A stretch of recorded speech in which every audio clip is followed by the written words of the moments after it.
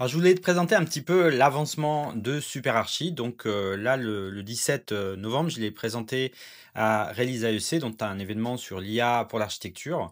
Donc, actuellement, la phase 1, c'est OK, c'est fonctionnel, donc tu peux créer un compte. Et donc, qu'est-ce que tu as en phase 1? Tu as la base de projet. Donc, la base de projet, pour moi, c'est l'essentiel. C'est-à-dire que tu peux mettre en ligne tes projets d'architecture sous la forme d'un PDF. Ça peut être aussi un audio, etc. Tu peux décrire tes projets. Tu fais un petit peu comme tu veux, mais en fait, c'est très rapide d'intégrer toute ton information projet à l'intérieur de SuperArchi. À l'intérieur de ça, ce qui pour moi me paraît essentiel, et c'est pour ça que je l'ai fait en premier, c'est la gestion de projet. Si on parle de projet d'architecture, c'est un projet qui est évolutif, donc on doit savoir où on en est, quelles sont les phases, quelles sont les tâches que tu as à faire. Ça, c'est important, ne serait-ce que pour te libérer un petit peu le cerveau et éviter de penser à tout, et aussi déléguer aux personnes avec qui tu travailles.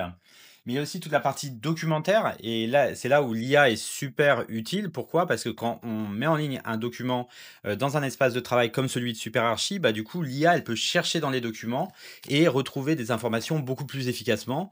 Tu peux par exemple chercher dans un programme, tu peux chercher dans un PLU, etc. Et cetera. Et ça, c'est également disponible dès maintenant.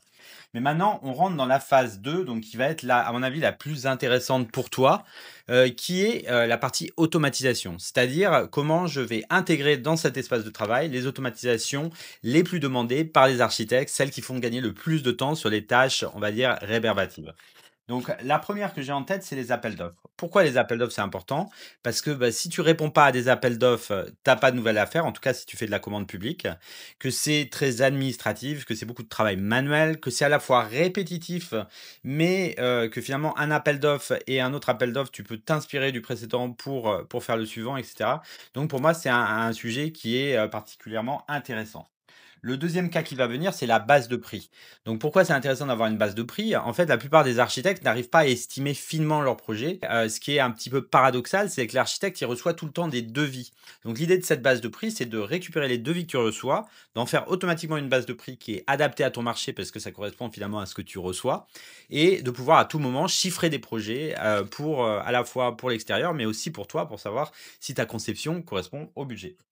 Après, il y a la partie CCTP, donc c'est une partie qui est un petit peu difficile à faire pour, toi si tu es architecte, parce que ce qui marche bien, c'est de créer une base de données d'articles. Tu vas pas la créer à la main, je te rassure. En fait, l'idée, c'est que l'IA vient extraire les articles de CCTP précédents que tu apprécies, qui sont corrects, et après, elle va les adapter au cas par cas, finalement, à ton DQE, à ton DPGF, donc à la liste des éléments de construction que tu veux chiffrer.